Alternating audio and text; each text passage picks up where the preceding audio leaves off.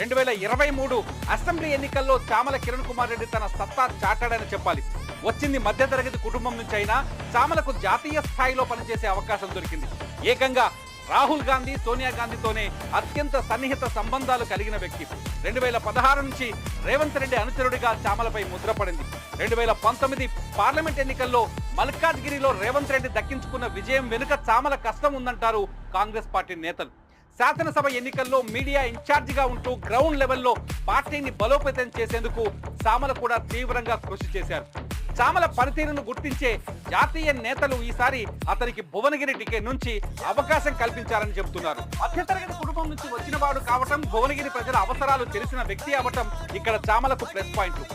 Thungathurthi assembly ఎన్నికల్లో చామల పనిచేసిన తీరు మొత్తం భువనగిరి పార్లమెంటు పరిధిలోని ప్రజలందరినీ ఆకట్టుకుందని చెప్పాలి. ఇప్పటికే ప్రతి గ్రామాన్ని వదలకుండా చామల సుడిగాలి పర్యటనలు చేస్తున్నారు. అసెంబ్లీ